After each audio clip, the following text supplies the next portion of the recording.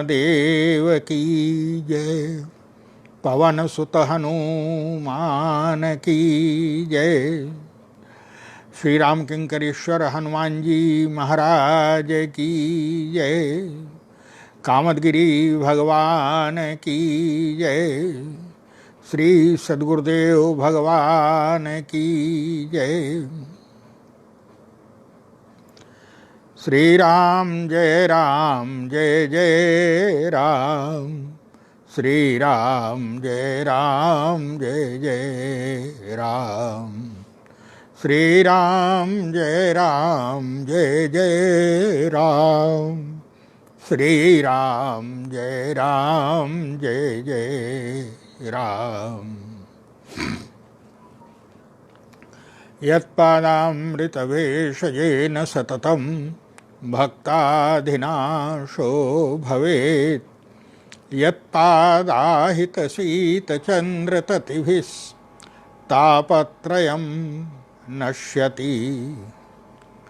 साक्षात् ज्ञानदिवाकरोऽस्ति नियतां मोहान्धकारापः। सोऽयं श्रीमद्रामकिङ्करगुरुः ज्ञानः प्रकाशं क्रियात्। बोलिए सद्गुरुदेव भगवान की जय। पवित्र श्रावण मास, भूत भावन भगवान भोलेनाथ का पवित्र मास। इसमें मैं सर्वप्रथम अनंत करुणामय गुरुदेव भगवान के श्री चरणों में प्रणाम निवेदन करता हूँ। भगवान भोलेनाथ के चरणों में प्रणाम निवेदन करते हुए आइए हम लोग मन शरीर से मैना और हिमांचल के उस नगर में चलें जहाँ देवर्षि नारद भगवती पार्वती का हाथ देख रहे हैं। देवर्षि नारद ने हस्तरेखा देख करके कहा कि ऐसा ऐसा पति इस कन्या को प्राप्त होगा, और जो भी मैंने कहा है कि ऐसा पति प्राप्त होगा, वे सारे के सारे लक्षण मैंने भूत भावन भगवान शंकर में देखे हैं। जे जे बर के दोष बखाने और ते सब शिव पहि मैं अनुमाने। और अगर इस कन्या का विवाह शंकर जी के साथ होता है तो शंकर तो दोष को भी गुण के रूप में परिवर्तित कर सकते हैं। इसलिए इस कन्या को ऐसा उपदेश दीजिए, ऐसी सलाह दीजिए। बोले जो अब जो तुम्हें सुता पर नेहू तो अस जाय सिखावन देहू। अगर आपको कन्या पर सचमुच प्रेम है तो आप उसको ऐसी शिक्षा दीजिए कि करहि सो तप जेहि मिलहि महेशु। तपस्या के द्वारा भगवान भोलेनाथ को प्राप्त करने की चेष्टा करे। और इसके बाद माता पिता रोने लगे, क्योंकि स्वाभाविक रूप से भाई माता पिता को तो चिंता होती ही है? बालक की चिंता सबसे अधिक माता पिता को ही होती है। जिस समय ज़्यादा चिंता करने लगे उस समय एक बहुत सुंदर सूत्र दिया देवर्षि नारद, और वो सूत्र सबसे ज़्यादा हमारे आपके संसार के उपयोग का है। स्वाभाविक रूप से भाई प्रत्येक व्यक्ति अपने बालक की चिंता करता है, भविष्य को जान करके, भविष्य कैसा होगा, क्या होगा, किस प्रकार से इसका जीवन यापन होगा। व्यक्ति को चिंता होती है। और होनी चाहिए, उसमें कोई अस्वाभाविक नहीं है। लेकिन कई बार लोग जो है उसकी चिंता इतनी अधिक पाल लेते हैं कि वो चिंता, बालक का तो जो होगा भविष्य वो बाद में होगा, लेकिन माता पिता की जो है वो अस्वस्थता और माता पिता का भविष्य अंधकार में पहले दिखाई देने लगता है। उसकी चिंता से, ये जो चिंता रामायण में यही कहा गया है कि चिंता आप जो है, लेकिन याद रखिए रामायण में कहा गया है, बोले कौन सा ऐसा व्यक्ति है, उत्तरकांड में गोस्वामी जी महाराज लिखते हैं कि कौन सा ऐसा व्यक्ति है जिसको चिंता रूपी सांपिन ने ना खाया हो। बोले चिंता सांपिनी को नहीं खाया।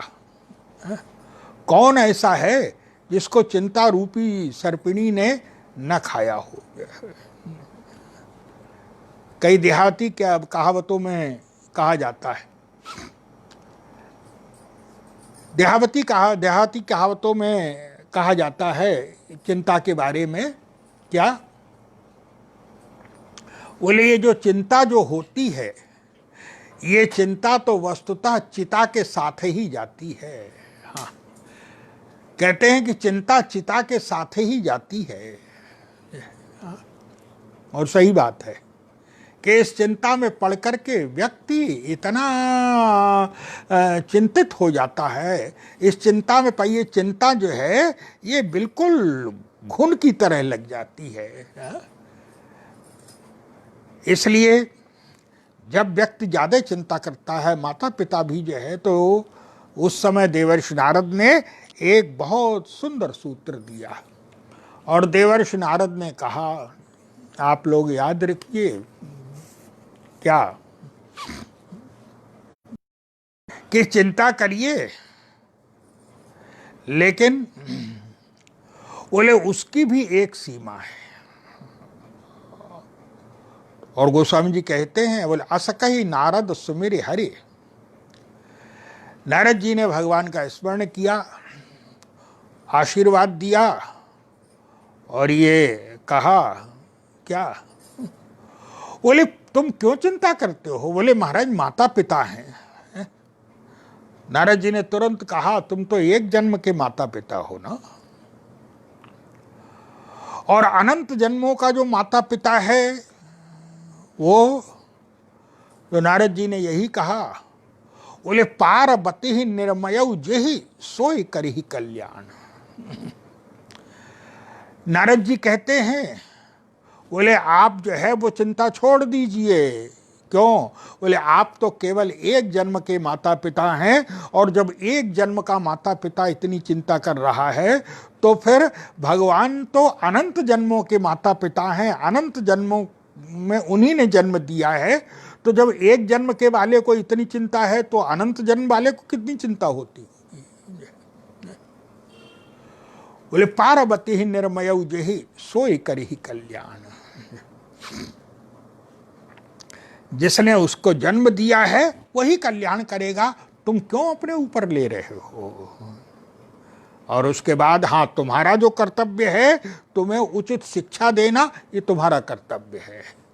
लेकिन हमारी समस्या है यह है कि हम जो चाहिए वो तो करते नहीं हैं, और हम दूसरी चिंता जो है पाल लेते हैं, जो दूसरे का कार्य है वो हम करने लगते हैं। और जिस समय नारद जी ने ये शिक्षा दी, कहा आप चिंता मत करिए। क्यों। बोले असकहि नारद सुमिरि हरि गिरिजहि दीन आशीष। और होए ही यही कल्याण अब संशय तजौ गिरीश। अब इसका निश्चित रूप से कल्याण होगा। और याद रखिए, बोले कल्याण जो है वो तो वस्तुतः संत के आशीर्वाद से होता है, संत की कृपा से होता है। जब संत की कृपा जुड़ जाती है तो निश्चित रूप से कल्याण होना प्रारंभ हो जाता है। हो यही कल्याण अब संशय तजौ गिरीश। बोले कहे अस ब्रह्म भवन मुनि गयो। देवर्षि नारद तो चले गए, और जब देवर्षि नारद चले गए तब एकांत में अवसर पाकर के मैना ने कहा पति से, महाराज बोले पति ही एकांत पाई कह मैना, और नाथ न मैं समझे मुनि बैना। मैं महाराज, मैं मुनि जी की है, मैं देवर्ष नारद की बात को जो है पूरी तरह से समझ नहीं पाई। उस समय हिमाचल ने भी यही कहा कि कन्या को तपस्या करने की प्रेरणा देनी चाहिए।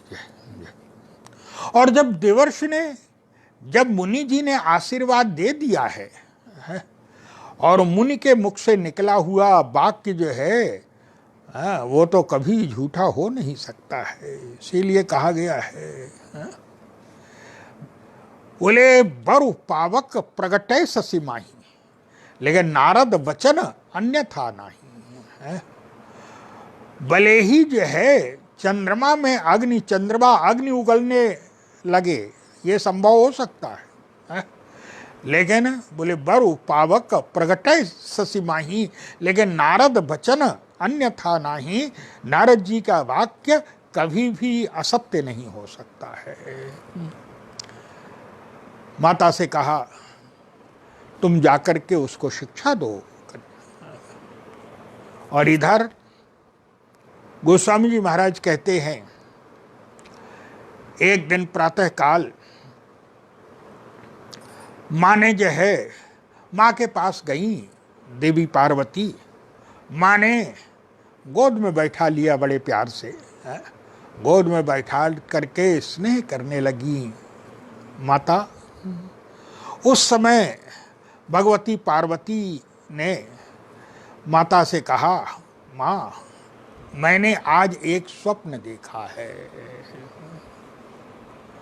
आज मैंने एक स्वप्न देखा है। क्या स्वप्न देखा है? देवी पार्वती ने कहा, माँ, बोले सुने ही माँ तुम्हें दीख अस, और सपन सुनावऊं तो ही। मैंने एक स्वप्न देखा है कि एक अत्यंत सुंदर गौर विप्र के, गौर वर्ण के ब्राह्मण देवता हैं, ये देवर्षि नारद, और उन्होंने आकर के जो है वो मुझे उपदेश दिया है। बोले सुने ही माँ तुम्हें दीख अस, सपन सुनावऊं तो ही। अरे सुंदर गौर सुविप्र वर, और अस उपदेश उमोहि। एक अत्यंत सुंदर गौर विप्र, गौर शरीरधारी ब्राह्मण देवता ने मुझे उपदेश दिया है, और ये कहा है कि तुम जाकर के भगवान शंकर को पति रूप में प्राप्त करने की चेष्टा करो। तुम वन में जाकर के तपस्या करो भगवान शंकर को पति रूप में प्राप्त करने की। और ये कौन है? ये देवर्षि नारद हैं। यही आकर के भगवती पार्वती को उपदेश देते हैं। क्यों? देवर्षि नारद भगवती पार्वती के गुरु हैं। और हमारे यहाँ की मान्यता, देवर्षि नारद ने पहले तो कह करके गए थे माता पिता से, और माता पिता से कहने के पश्चात भी जो है स्वप्न भी दे रहे हैं। क्यों? बोले सीधा सा अभिप्राय है कि गुरु जो होता है वो हमेशा शिष्य के कल्याण चिंतन में लगा रहता है, शिष्य के हित चिंतन में लगा रहता है।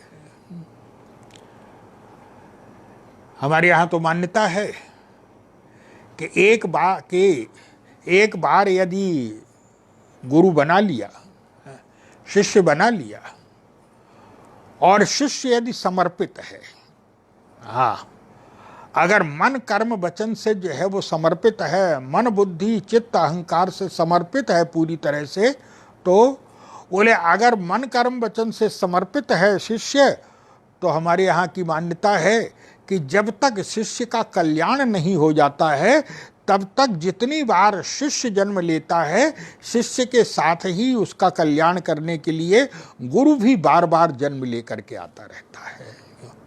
शिष्य के मन में, गुरु के मन में शिष्य के प्रति ऐसी अद्भुत कल्याण भावना होती है। देवर्षि नारद ने पहले तो माता पिता से कह दिया, भगवती पार्वती के सामने कहा, हैं? भगवती पार्वती से पहले भी कह चुके हैं, लेकिन ये जो है वो गुरु का स्नेह, गुरु की कृपा है कि शिष्य जो है वो कहीं विलंब ना करे, भटक न जाए। भटकने का तो प्रश्न ही नहीं है, लेकिन देरी ना हो। क्यों? बोले जो भी शुभ काम हो उसको जो है वो तुरंत प्रारंभ कर देना चाहिए। इसलिए देवर्षि नारद मानो स्वप्न में आकर के भगवती पार्वती को तपस्या की ओर प्रेरित कर रहे हैं। और याद रखिए, यही गुरु का कर्तव्य है। गुरु का कर्तव्य क्या है? बोले गुरु का कार्य है जो हमेशा शिष्य के मन को भगवान की ओर जोड़े, भगवत प्राप्ति की ओर लगाए। और जब इष्ट भगवान शंकर हैं तो स्वाभाविक पार्वती को यही उपदेश देते हैं कि जाकर के तपस्या करो। क्यों? बोले इष्ट की ओर जो है वो यात्रा प्रारंभ कर देनी चाहिए। यही गुरु का कर्तव्य है। और गुरु जो है वो शिक्षा दे रहे हैं, प्रेरणा दे रहे हैं। इसलिए स्वप्न दिया। बोले सुनहि माँ तुम्हें दीख अस, सपन सुनावो तो है, और सुंदर गौर सुविप्र बर अस उपदेश मोहे। और मुझे ये उपदेश दिया उन्होंने, क्या? बोले तुम जाकर के तपस्या करो भगवान शंकर को प्राप्त करने के लिए। माता पिता से संग नारद जी पहले भी कह ही चुके थे, इसलिए माता पिता ने मन तो नहीं मान रहा है, किंतु बालक के कल्याण के लिए कई बार जो है माता पिता को, जो हितैषी है, उनको भी कई बार बड़े कठोर निर्णय करने पड़ते हैं। व्यक्ति को जो है वो बड़े साहसपूर्ण और कठोर हृदय को बड़ा कठोर वज्र बना करके, क्यों? बोले बालक का कल्याण जिसमें हो। इसलिए आदेश दे दिया। और जब आज्ञा दी तब बोले चली उमा तपहित हर्षाई। भगवती पार्वती हर्षित हो करके चली। और ये सूत्र है क्या? बोले कोई भी कार्य करिए तो उसको प्रसन्न मन से करिए, बोझ समझ करके मत करिए, आदेश मान करके मत करिए ना। बोले प्रसन्न मन से करिए। और याद रखिए, अगर आप प्रसन्न मन से कर रहे हैं तो सफलता निश्चित मिलेगी। और उसमें भी फिर गुरु का आदेश है, गुरु की कृपा है, गुरु का संकल्प है। इसलिए हमारे यहाँ पर एक ऋषि हुए हैं अंगिरा। अंगिरा से पूछा गया कि व्यक्ति जो कार्य कर रहा है इसमें सफलता मिलेगी कि नहीं मिलेगी, ये कैसे पता चले? तो सबने खैर सभी ऋषियों ने अपने अपने ढंग से, अलग अलग ढंग से बात की है। अंगिरा से पूछा गया तो महर्षि अंगिरा ने कहा, बोले अंगिरा च मनोत्साह। अंगिरा ऋषि कहते हैं कि अगर कार्य प्रारंभ करते समय अगर मन में उत्साह है, हर्ष है, तो निश्चित रूप से जो है वो सफलता मिलेगी। जो है मन में उत्साह। इसीलिए श्री हनुमान जी महाराज भी यही कहते हैं। जिस समय सुंदरकांड में श्री हनुमान जी महाराज लंका की ओर जा रहे हैं, यात्रा प्रारंभ कर रहे हैं, बंदरों से कह रहे हैं, आज्ञा ले रहे हैं। बंदरों ने कहा आपको विश्वास है? हनुमान जी ने कहा कि याद रखो। क्या? बोले जब तक मैं लंका से लौट करके आता हूं तब तक आप जो है कंदमूल फल खा करके कष्ट सहते हुए यहाँ मेरी प्रतीक्षा कीजिए, जब तक मैं जो है वो लंका से ना लौट आऊं। बंदरों ने कहा कि आप तो ऐसे कह रहे हैं कि जैसे सफलता बिल्कुल जो है वो सब आपको दिखाई दे रहा है। हनुमान जी ने कहा कि निश्चित रूप से दिखाई दे रहा है। क्यों? कैसे कह सकते हैं? तो हनुमान जी का यही शब्द था, क्या? बोले हो ही कार्य निश्चित होगा, दूसरी बात नहीं है, कार्य करके ही लौटूंगा। बोले हो ही काज, कैसे कह सकते हैं? हनुमान जी ने तुरंत कहा इसलिए कह सकता हूं, बोले हो ही काज मुझे हर्ष विषय की। मेरे हृदय का जो हर्ष है, जो उत्साह है, वो बता रहा है। जब एक ऋषि ने जब कहा है अंगिराच मनोत्साह, और उसका प्रमाण हमारे श्री हनुमान जी महाराज हैं, जिन हनुमान जी के लिए कहा गया है मानस में, और मानस ही नहीं, श्री हनुमान जी के लिए जो शब्द है, बोले कौन सो काज कठिन जग माही, और जो नहीं होए तात तुम पाही। है कौन सा ऐसा कार्य है जो श्री हनुमान जी के शब्दकोश में असंभव शब्द नहीं है। क्यों? बोले होय काज मोहि हर्ष विषय की। अगर हृदय में हर्ष हो तो निश्चित रूप से समझिए कि तपस के व्यक्ति के जीवन में सफलता प्राप्त होगी। पार्वती जी भी जब चली तो गोस्वामी जी महाराज कहते हैं कि चलते हुए बोले चली उमा तपहित हर्ष आई। हृदय में हर्ष है, प्रसन्नता है। आप प्रसन्नता से जब चल रहे, बोले चली उमा तपहित हर्ष आई। इधर भगवती पार्वती वन में जाकर के तपस्या कर रही हैं, और गोस्वामी जी ने कहा कि ऐसी अद्भुत तपस्या की भगवती पार्वती ने, है? जाकर के वन में जो है वो अन्न बंद कर दिया, अन्नाहार बंद कर दिया, है? केवल जो है वो फल इत्यादि खा करके रह रही हैं। तो उसके पश्चात वो भी बंद कर दिया। गोस्वामी जी ने कहा कछु दिन भोजन बारी बतासा, और किए कठिन कछु दिन उपवासा। कुछ दिन भोजन जो है केवल जल पी करके रह रही हैं। फिर बोले जल भी छोड़ दिया, तब केवल वायु पी करके रह रही हैं। अंत में बोले वायु भी छोड़ दी। कुछ दिन भोजन बारी बतासा, किए प्राणायाम के माध्यम से उसको भी बंद कर दिया, वायु को भी। कुछ दिन भोजन बारी बतासा, और किए कठिन कुछ दिन उपवासा, बड़े कठिन। और उसके बाद गोस्वामी जी महाराज कहते हैं कि बेल पत्र, बेल का पत्ता जो ऊपर वृक्ष से टूट कर, हरे पत्ते नहीं, तब बोले बेल पाती मही परई सुखाई, और 3 सहस संवत सोई खाई।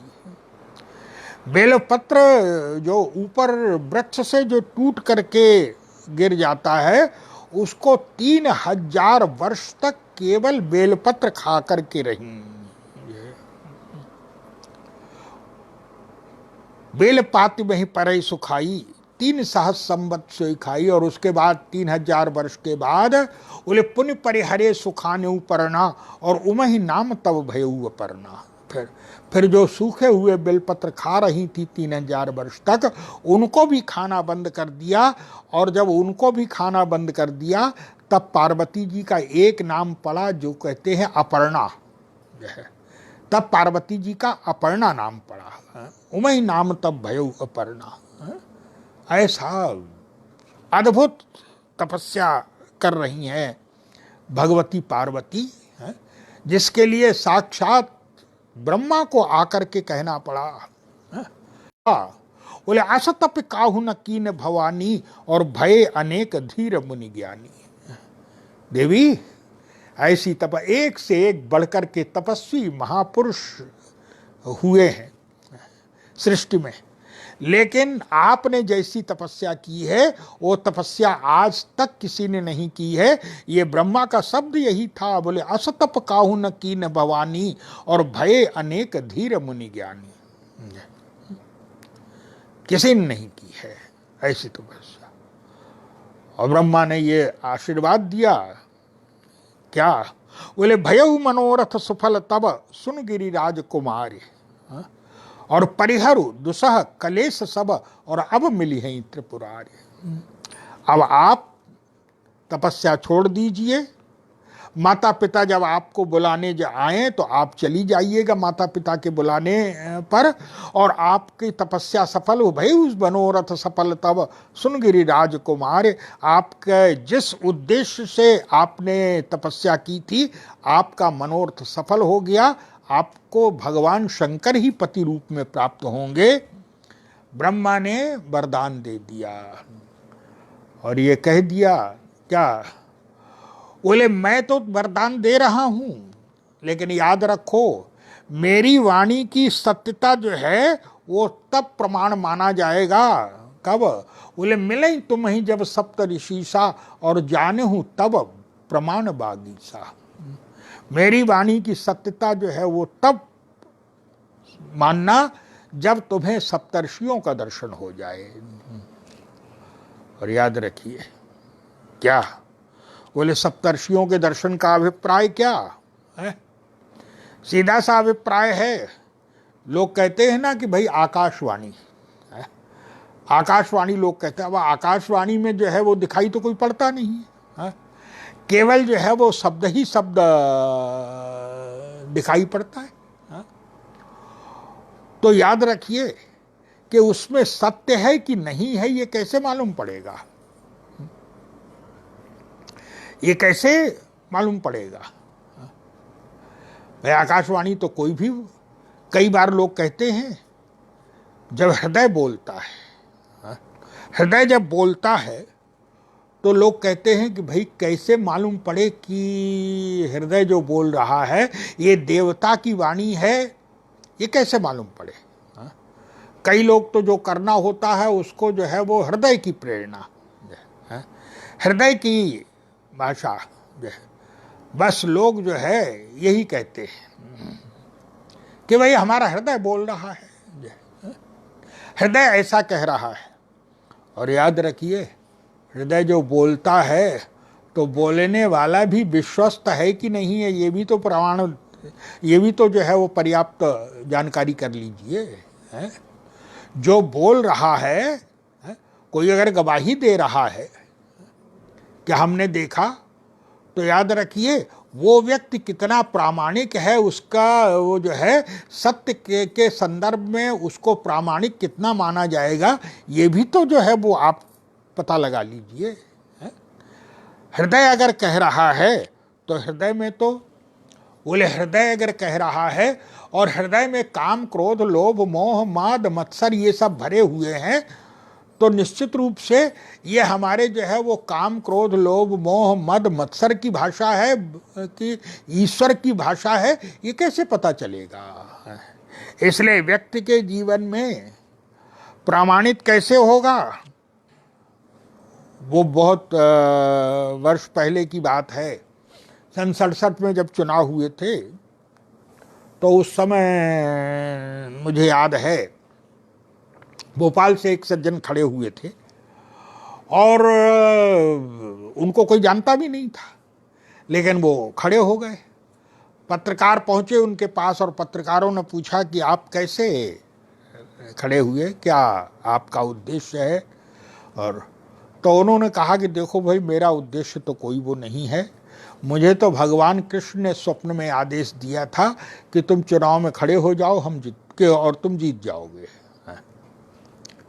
तुम्हारी विजय करा देंगे। तो मैं तो भगवान की आदेश मान करके खड़ा हुआ हूँ। तो भाई उन्होंने तो हृदय की जो प्रेरणा थी भगवान के स्वर को माना था ना, कि भगवान ने कहा है ना।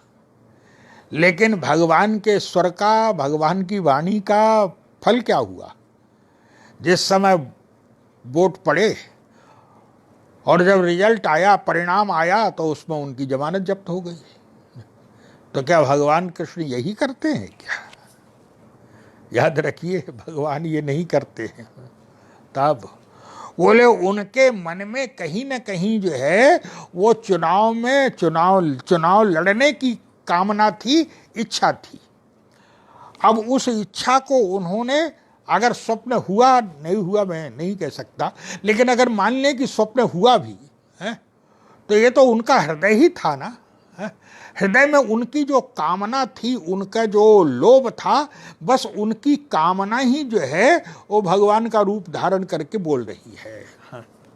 और याद रखिए ये कामना जो है, ये जो दुर्गुण दुर्विचार हैं, ये सबका रूप धारण कर लेते हैं, आपको नहीं पता चलता है, लेकिन बोले सबका रूप धारण कर लेते हैं।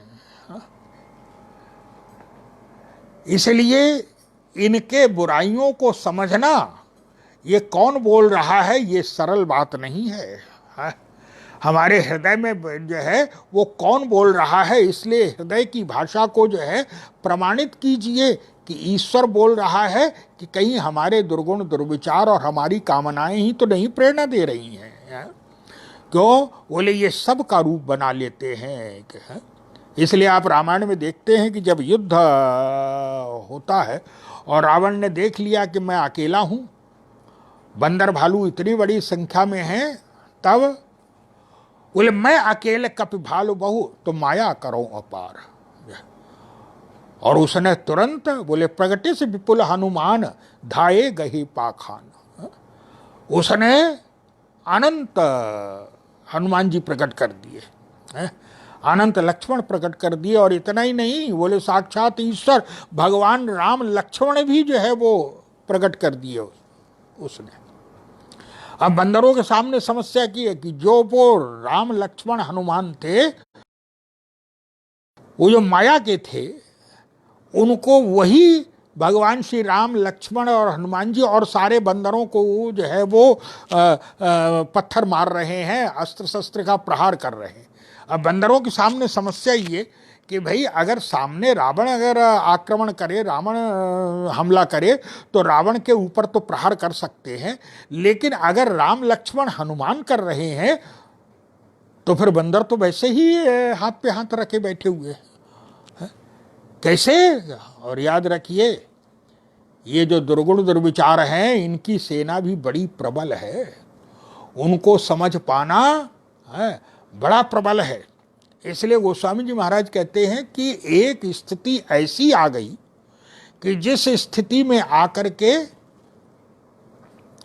रावण की जो माया थी, उस माया को बोले सो माया रघुबीर ही बांची, केवल भगवान राम को छोड़ करके और सबने उस माया को सही समझा जो है।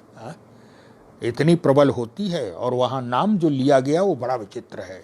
क्या? बोले किस किस ने सही समझा? बोले सो माया रघुबीर ही बांची और लक्ष्मण कपिन सो मानी साची। लक्ष्मण जी ने भी उसको सही समझा। श्री लक्ष्मण जी महाराज तो क्या पूछना है? जो राम है वही लक्ष्मण है, जो लक्ष्मण है वही राम है। दोनों में जो है कोई अंतर नहीं है। लेकिन याद रखिए, ये लीला है भगवान की। भगवान ये लीला में दिखाना चाह रहे हैं लक्ष्मण जी महाराज के माध्यम से। ये लक्ष्मण जी के मन में भ्रम, लेकिन ऐसी बात नहीं है। ये तो बताने के लिए किया गया है कि कितनी प्रबल होती है ये माया। इसलिए हम लोग जो कहते हैं कि भाई हमारा अंतःकरण बोल रहा है, अंतःकरण की भाषा को। लेकिन याद रखिए, अगर अंतःकरण की भाषा को आप जो है वो सुनने की चेष्टा करेंगे, तो पहले जो है वो अंतःकरण तो शुद्ध बना लीजिए अपना, है? अगर आप किसी पात्र में मान लीजिए दूध रख रहे हैं, तो याद रखिए दूध रखने में किसी भी पात्र में आप रखिए, लेकिन बोले ये तो जो है वो निश्चय कर लीजिए, ये तो उसको उस पात्र को रखने से पहले उस पात्र को आप शुद्ध तो कर लीजिए, साफ तो कर लीजिए। उसी हृदय में काम क्रोध लोभ मोह बैठे हुए हैं और उसी तो आपको, और ये बड़े प्रबल होते हैं, इसलिए इनको समझेगा कौन? और तब ब्रह्मा ने कहा क्या? बोले मिले ही तुम्हें जब सप्तऋषिषा और जानहु तब प्रमाण बागीसा। जब सप्तर्षि तुम्हें मिल जाएं, और इसका सीधा सा अभिप्राय है जब संत जीवन में कृपा करता है, याद रखिए बोले भगवंत की भाषा को संत ही जो है वो प्रमाणित कर सकता है। संत के द्वारा ही भगवंत भी प्रमाणित होंगे। याद रखिए, भगवान की कृपा का क्या स्वरूप है? याद रखिए, भगवान की कृपा का स्वरूप भी वो संत के माध्यम से प्रकट होगा। संत जब कहता है, भगवान तो कृपा अहिल्या पर कर रहे हैं, लेकिन संत विश्वामित्र के माध्यम से संत ने यही कहा, यद्यप जो है शाप में ये कहा जा चुका है कि भगवान के द्वारा जो है वो तुम्हारे इस पाप से निवृत्ति होगी, लेकिन फिर भी यहाँ पर भी वर्णन यही आता है कि ब्रह्मर्षि विश्वामित्र के द्वारा कहा गया भगवान से, कृपा करो रघुबीर, आप इसके ऊपर कृपा कीजिए। लेकिन याद रखिए, बोले इतनी तपस्या के बाद भी जब भगवान कृपा करते हैं तो संत के माध्यम से कृपा करते हैं, इसलिए संत ही प्रमाणित करता है। गौतम नारी शाप बस उपल देह धरि धीर, चरण कमल रज चाहती कृपा करहु रघुवीर। इसलिए संत के माध्यम से ब्रह्मा ने भी कहा, बोले मिले ही तुम्हें जब सप्तऋषि सा, और जानहु तब प्रमाण बागी सा। जब तुम्हें सप्तर्षि प्राप्त हो जाए, क्यों? बोले संत की कृपा होते ही जीवन के जो है वो सभी तमों में अंधकार जो है सब नष्ट हो जाते हैं, और हृदय में प्रभु की कृपा का जो है शुभ्र प्रकाश फैल जाता है। हृदय आलोकित होने लगता है।